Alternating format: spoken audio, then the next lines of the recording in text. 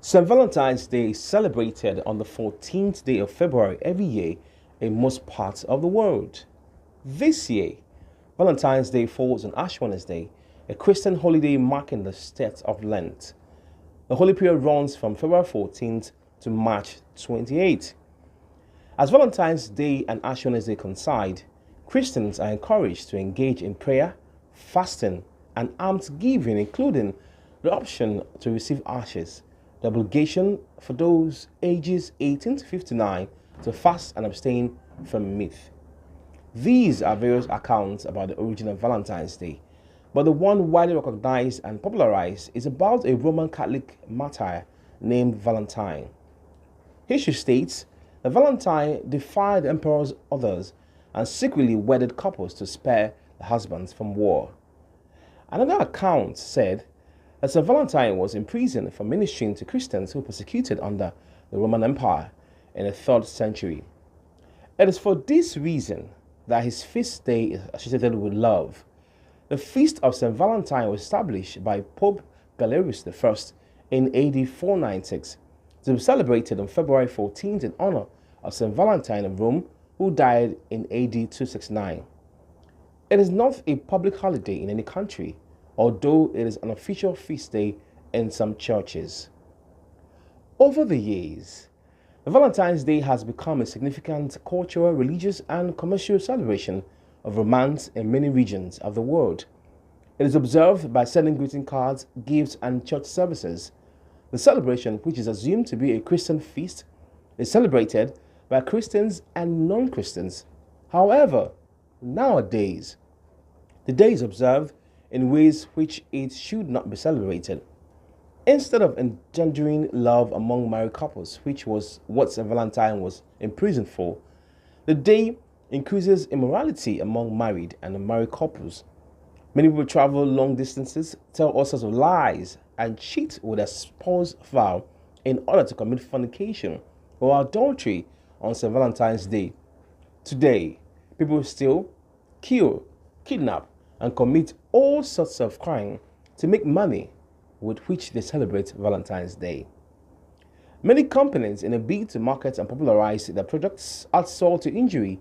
They embark on programs that promote promiscuity, indecency, and immorality. Boys and girls mount pressure on their peers to steal or to get involved in things which are ungodly. The situation becomes skirmish for those with chains of friends. In addition, in the course of celebrating St. Valentine's Day, many young girls end up with unwanted pregnancies, which later lead to many cases of abortion and, in some cases, death. Others are exposed to sexually transmitted diseases, heartbreaks, coronavirus, and truncated destinies, among others.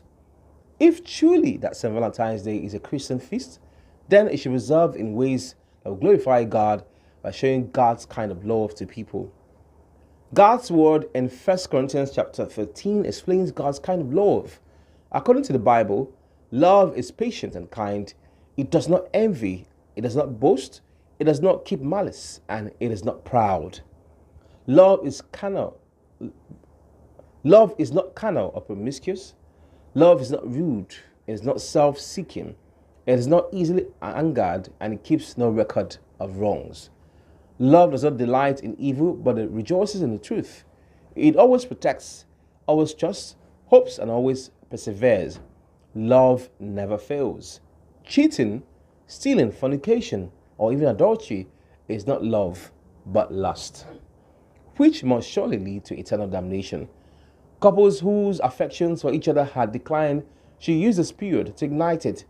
Relatives should also show love to one another, knowing that there are a lot of benefits from love-filled relationship that in a hate-filled relationship.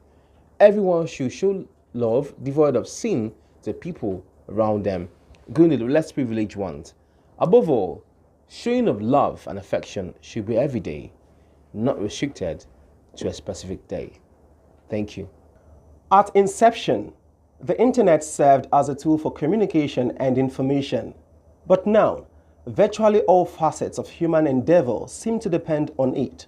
In particular, the increasing role of the internet as a vehicle for conducting commercial transactions has long been recognized. The whole idea of the internet is linked to Marshall McLuhan's prediction about a future with totally different information culture, which will be epitomized by the emergence of a communication-driven global village.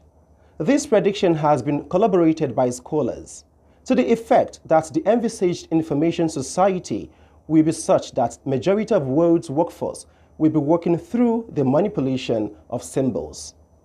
With the globalization of the world market system, online shopping has become a logical outcome. Online shopping is better understood when discussed within the context of internet marketing. Basically, internet marketing represents the process of building and maintaining customer relationships through online activities to facilitate the exchange of ideas, products, and services that satisfy the goals of both buyers and sellers. In other words, internet marketing comes into being once organizations start to use the internet as a medium for connecting with the market, either for marketing communication or for actually consummating sales or for pursuing objectives that will bring organizations and their markets in closer intimacy. This entails putting in place all those processes, systems, and motivations for stimulating the interest of the consumer to utilize the internet as a preferred medium for connecting with the organization and its offerings.